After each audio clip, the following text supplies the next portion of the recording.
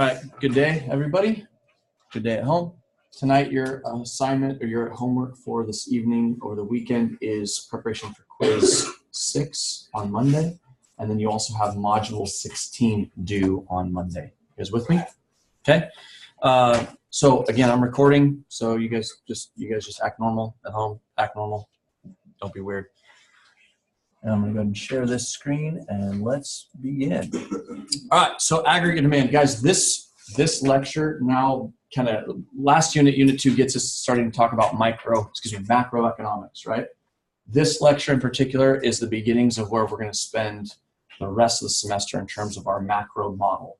Okay, so when I say to you or ask you, hey, get a macro model set up, this is the beginning stages of that. So you remember how we built demand first, and then we built supply, and then we combined the two? That's really what we're starting today, but in terms of aggregate demand, module 17.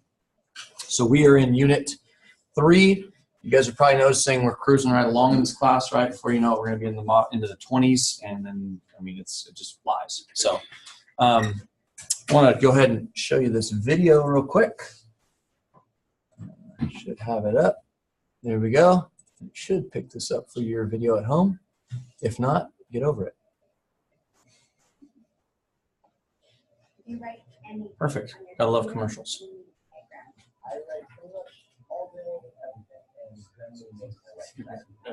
And skip. There we go. This is Mr. Woodward. Welcome to ACDC Econ. Today we're going to look at aggregate demand.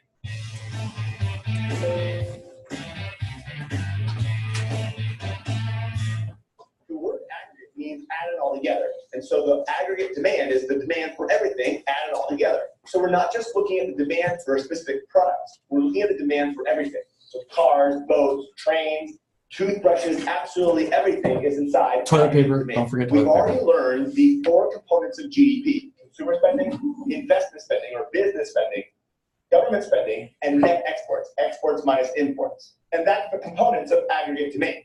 Those, as you'll learn, are going to be your shifters. Okay, there are specific shifters today, but when we see these things changing for some reason, hey, consumer expectations or spending is going up, that's going to increase aggregate demand. Okay, so. And let me explain. The camera I'm using can be purchased by only 4 different entities. It can either be purchased Same one by I'm using too. It can be purchased by a business. It can be purchased by the government, or it can be purchased by another country. So the spending by these groups added all together is aggregate demand. Now take a look at the graph. As you can see, the aggregate demand is downward sloping. On the top right here, on the y-axis, we have price level, and down here we have real GDP. At a high price level, the decline demand is very low. At a low price level, the decline demand is very high. There's 2 reasons for this. One is called the wealth effect, and the other is called the interest rate effect. The wealth effect says that when the price level goes up and there's inflation, the value of people's assets decrease, and so they buy less stuff. We're going to hit all this when the price level goes down, in a minute. Their money goes further, and they have more purchasing power, and so they'll go buy more stuff. The interest rate effect is the idea that if the price level goes up, there's going to be higher interest rates. With higher interest rates, consumption and investment will decrease. Now, the reason why interest rates go up when price level goes up is because people need more money to buy things. So they're going to go borrow more, or they're going to liquidize more of their assets. They need more cash. This leaves less money out to loan out to other people, and so interest rates go up. When price level goes down, interest rates will fall, and so people will go buy more. The point is the aggregate demand curve is downward sloping. Like a market demand curve, the aggregate demand curve will also shift. An increase is to the right, and a decrease is to the left. Since aggregate demand is made up of the 4 components of GDP, C, I, G, and XN, anything that causes those to change will shift aggregate demand. So let's practice. I've given you 4 examples that could shift the aggregate demand. Your job is to figure out will the aggregate demand increase or decrease. All right, stop the video, and for each one, decide if aggregate demand goes up or goes down. Take 30 seconds, read through them, and talk to your neighbor, figure out what is AD increasing or decreasing. Go.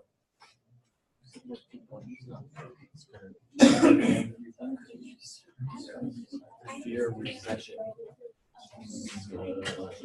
When they grab more now,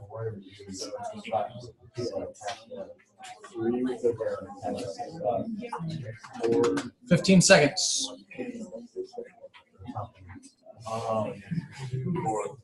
increases income. For trading partners, well, if they have more income and they're not, gonna charge you. Here we go.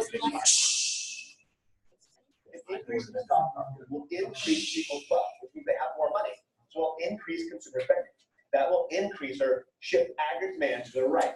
A decrease in government spending would definitely decrease the aggregate demand. Now keep in mind, this is government spending on goods and services. This is not spending on things like Social Security or other stuff that is not counted as part of GDP. So this would have to be something like a decrease in defense spending. That would cause aggregate demand to decrease or shift to the left. If individuals fear a recession, they're going to buy less stuff and consumer spending will fall. And also business spending or investment would also fall. So aggregate demand would shift to the left. An increase in the incomes of our closest trading partners means those people would buy more of our stuff. So our exports would increase. And so our aggregate demand would shift to the right. And make sure to watch the next video. Not right now. Okay. We are almost what? All right, let's continue. So we're going to hit some of the same stuff he talked about in that video there. So aggregate demand, again, is means added together, aggregate. Okay. When we use aggregates, we combine all prices and all quantities. So it's not just looking at the price of orange juice and the relative quantities supplied or demanded of orange juice. It's of everything. Okay. Aggregate demand is all the goods and services that we are willing to buy and purchase at different price levels, essentially the demand for everything by everyone in the United States and abroad that is buying our stuff. Good enough? So market versus aggregate. So we saw a market, you've already learned this, like this is our micro example that we did. Macro develops a model of the entire economy, not just of one thing. Like I just said, everything is relatively the same as far as the slope and the shape of the curve and price level and all that, but now we look at aggregate price level. And so instead of saying just the price, we say price level. As this changes, as the price level increases or decreases, we see, we call it inflation or deflation, okay? And as we see an increase or decrease in, I guess, the real GDP, that's an increase or decrease in the consumption and supply of what it is we've produced, okay? So why is the AD curve shaped the way that it is? We saw that in the video. Like a market demand curve, the AD curve has a negative slope, right? Negative relationship between the price level and real GDP, or an inverse relationship. That is, an increase in the price level leads to a drop or a fall in the real GDP, the quantity demanded of what it is we've produced. And we'll see why, vice versa. We'll see why here in just a second. Although it's AD is sloped the same way as the demand curve, it's different. It's sloped that way for different reasons, and that's what he alluded to, the 3 reasons in the video, okay? So essentially, why do we see, you need the key for that? Okay. Why do we see that it's kind of the same concept as the law of demand, but why is it sloped that way for a different reason than the law of demand? Okay, we know that as prices increase, people will buy less of our real GDP, right? Our gross domestic product. But we want to know why. So here we go. First off, the wealth effect, and we'll hit each of these individually, the interest rate effect and the net export effect. Okay, these are not your shifters. These are your sliders. Essentially, we won't spend a ton of time on these, but just know that this is why the demand curve or the aggregate demand curve, I'll refer to it as AD from now on, okay, is the way that it is. So first off, the wealth effect, you need to know that it's also considered the real balance effect. Okay, so if you're like, what's the real balance effect? It's the wealth effect, same thing, they're interchangeable. When the aggregate price level, okay, falls, or we see a decrease in the price level, purchasing power of consumers' assets rise. Would you guys agree with that? Essentially, that means the cost to live has gone down, right? This is the wealth effect. That is, consumer spending rises, right? We would essentially feel better about things, right? If prices fall, the quantity of our real GDP that's consumed is going to increase, okay? Similar to the way we analyzed the last micrograph. People fill their shopping carts and homes with new things. When the aggregate price level rises, the opposite holds true. That is, if we see inflation, can't we say that we see a decrease in the quantity demanded of real GDP? Yes? Same thing we saw before. The wealth effect and the real balance effect are the same thing. Interest rate effect, he also mentioned this in the video. Interest rate is the price of borrowing of purchase capital or durable goods like houses or cars, or my father-in-law for investment spending. Okay, as the aggregate price level rises, including interest rates, also increases. So I want to take you to, I want to draw this with you real quick. There's another, excuse me for a second. I want to make sure I'm sharing this correctly. Stop share. I want to share screen 2 again. That's right. But I want to bring up this. There we go. Okay. This is called investment demand. Okay. And I want you to get this down in your notes. Okay. Investment demand. We're going to set up the price to invest, for investment spending, I should say, not to invest in the stock market or anything. This is different, right? This is like businesses or people buying homes or what have you. But typically we look at this as investment spending, I. The price to borrow money is what? Interest rate. Okay. And we'll talk about that, why that's R later on. Nod your head if you're like, yes, I understand. The price of money is the interest rate. Okay. Price of money is the interest rate. And over here, we're going to call this investment. Okay. Or it's quantity of money in the end, but we're just going to leave it at that. Okay. Investment demand. Okay. So we're going to call this investment demand. And essentially, a business has to decide whether or not to invest, right? They have to compare the interest rate to the expected profit. Would you guys agree with that? Like if I'm going to buy if I'm going to buy money, I'm going to buy this tractor and it's going to cost me some interest over time. I got to make sure that I'm making enough money that it makes sense to go into debt to buy it, right? Otherwise, it doesn't make any sense. The expected profit is greater than the interest rate. Firms will invest, and as the interest rate decreases, there are more investment opportunities for which expected profit is greater. So that is, as we see interest rates increasing, we will see a decrease in the demand to invest. You guys with me? Like, take my father-in-law's company, for example. If interest rates are increasing, is his company borrowing funds to build more conveyors and crushers and things like that? No, not as much, okay? But as interest rates fall, my father-in-law's company is increasing investment demand, okay? Essentially, they will demand more funds to basically build and grow. And it's not much different for you and I, right? We purchase money as well. Like I will talk about it more as time goes on, but I purchased money to buy my house. Like, what do you mean? I purchased $220,000 that I didn't have. Are you with me? Did I talk about this in this class? Yeah, so the house is $285,000. I had $65,000 to put down. Okay, I had to purchase $220,000 from the bank. Why did I have $65,000, by the way? Just because I sold another house. Okay, so don't think that I just roll in the money, swim in the money. Okay, I had to purchase $220,000 from the bank. So over time, I'm going to pay the bank back more than that. Correct? I borrowed it. The purchasing price is the interest rate of money. Okay, so let me go ahead and back to the lecture now. Great. So that's called investment demand. I want you to make sure you remember that. Businesses buy less capital, which is a decrease in investment spending. That is, if interest rates go up, as I showed you in the last graph, they'll buy less capital. It's too much money. It costs too much to borrow, okay? And consumers buy fewer durable goods, which is decreasing consumer spending. So and he said in the video, when the price level drops, the opposite holds true as well. But if the price level increases, what happens is people demand less real GDP, right?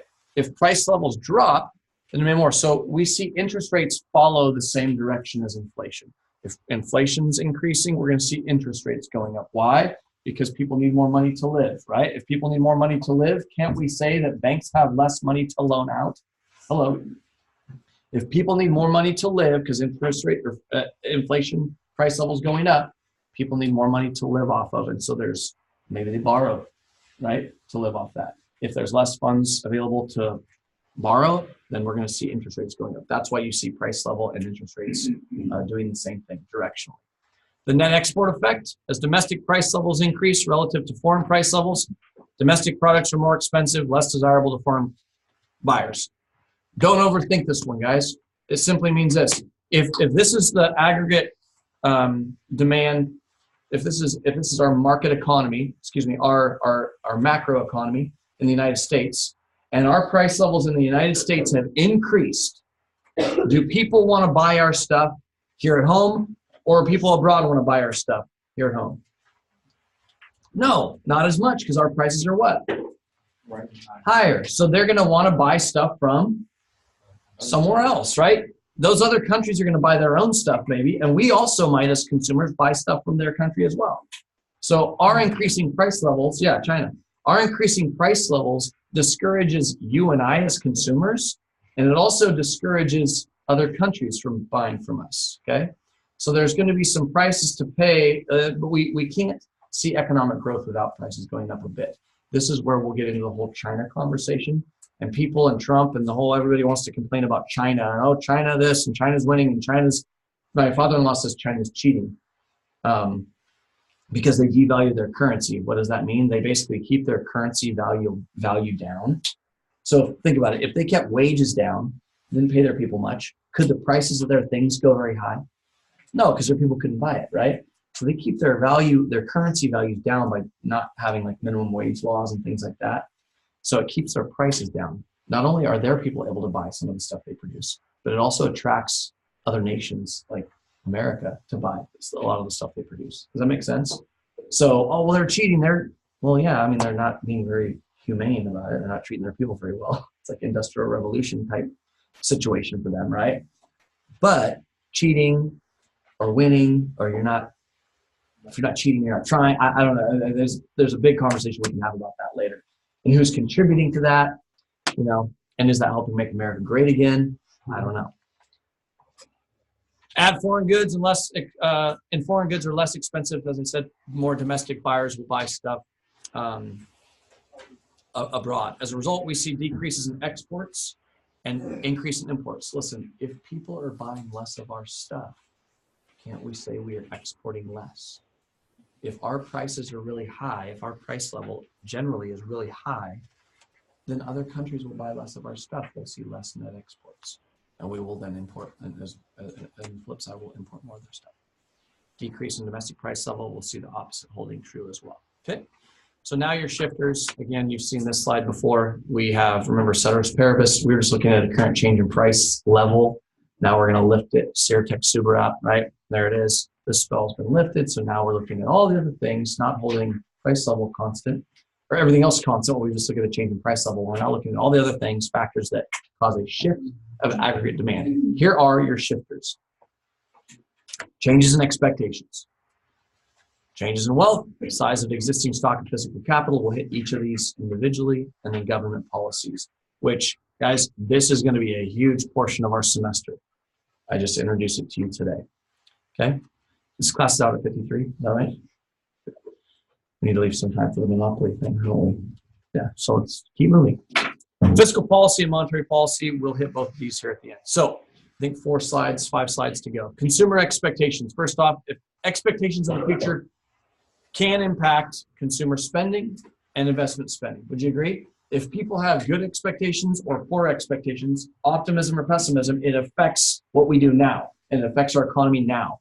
I mean, in reality, an economy is impacted more about people's more in regards to people's expectations maybe than how things really are. You understand? When the recession hit in 2008, it was bad and it was going to get bad. But I wonder sometimes if every night we turn on the news like, oh my gosh, America's going to hell in a handbasket, things are falling apart, we're going down the crap, or this is all bad. And that's just the message you hear every night on the news. Doesn't that message and that expectation of what it is going to continue to be, it's like self-fulfilling prophecy, right? It perpetuates itself. So the expectations, not that it wasn't problematic and that it was gonna not be bad, but maybe the contribution of the media and our fear with thinking about the future was a larger contributor as well. Consumers and firms become optimistic. This will shift AD to the right. Nod your head if you get me. Okay, if they become pessimistic, fear the future for some reason, that will shift AD to the left. Pretty straightforward. Change in wealth. Consumer spending depends on in large part to the value of the household assets, meaning that how wealthy people feel dictates their spending habits. If I feel good about things, I'll spend more. If I don't feel good about things, I'll spend less. Now, don't think about it like this. Well, won't you save more? Yes, I will spend more and save more, right? We'll talk about the propensity to consume and save later on. But when the real value of your assets rises, so too does your purchasing power and thus your spending, leading to a shift to the right of aggregate demand, right? If I feel like I'm doing pretty good, right, essentially a change in my wealth, that's going to shift AD to the right. If I feel less optimistic, okay, things are bad, pessimistic, or things are actually that bad, and I feel fearful because I'm losing my wealth, like the stock market crash 29, what do you think happened to AD here? Shifted to the, and what do you think happened to AD here? Shifted to the left. And we'll use these two examples as kind of our historical marks to see that we fell short of our potential. Can you picture in your head right now the PPC curve? Nod your head if you can picture that. Production possibility curve. If we are at a point inside the curve, that would be a shift of AD to the left. Some negative deviation from our potential. You'll see that moving forward. Both of these events in our nation's history leads to a decrease in AD, which means at every price level, there was less GDP consumed. Number 3, amount of existing capital, okay? Firms engage in planned investment spending. You need to remember this kind of phrasing of it. Planned investment spending to add to their stock of physical capital. That means this, capital investment is not investment in stocks and bonds and mutual funds and what financial instruments. We will get to that later on, but it's literally like it's spending on production and development, like my father-in-law's company, conveyors and crushers. Rather, it's an increase and decrease in the plant and equipment, machinery, buildings that firms use to produce output. Pay attention to this part. If the existing stock of physical capital is relatively small, that is, there's not a lot of capital, there's not a lot of stuff being built, then we're short of our potential, and we're going to see a boost in production. AD will shift to the right. Like we haven't made enough. We have a relatively small existing physical capital is relatively small. We're going to increase our production. We're going to make more, and vice versa. If the existing stock of physical capital is relatively large, then we can what? Pull back a bit, and AD will shift to the left. Last 2 slides, guys. Stay with me. Government policy. This does not say physical. This says fiscal. Okay, fiscal. If you remember nothing with fiscal monetary policy, please write this right now.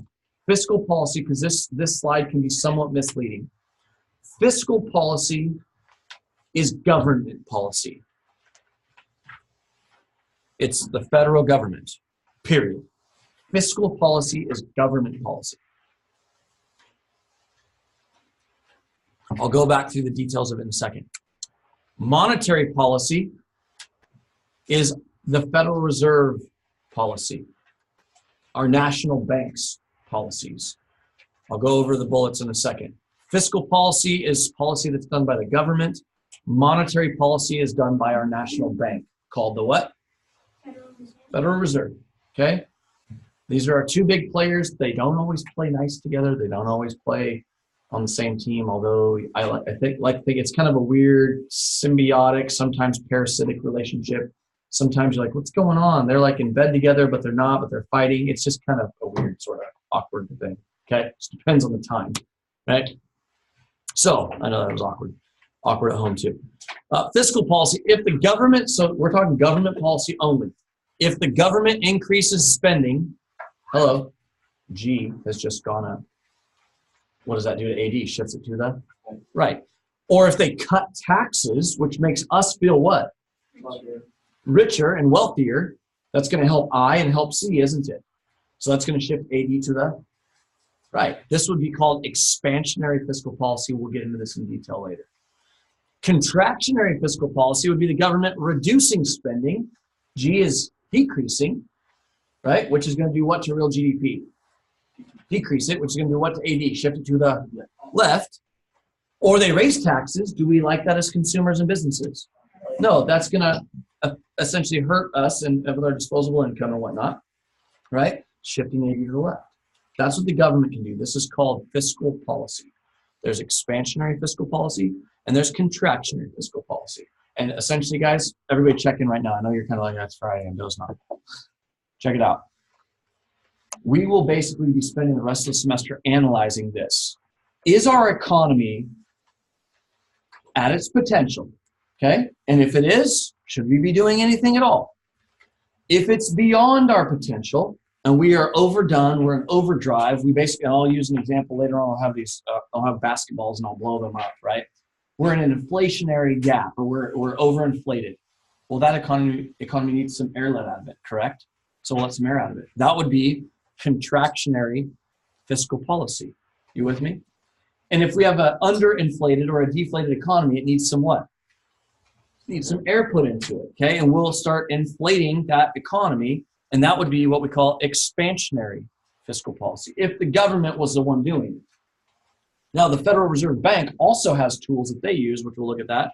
They can do, if the central bank increases the quantity of money, that is, hey, money's available. That's inflationary, right? If money's more available, that would shift AD to the right, trying to get things going. But it also causes what? Inflation. Okay, so again, we can't have economic growth without seeing some inflation as well. Okay, and the flip side, the Federal Reserve can also do another tool, which would be contractionary monetary policy by decreasing the money supply. They can do this by affecting interest rates. And we'll get into all the way the Fed does that. Okay, that is it. Goodbye at home. Yes. Oh, remember this. Do this, everybody. Don't be weird. I'm the Fed. I am the Fed. Yeah, we'll do this later. Okay. I'm gonna go ahead and stop the share.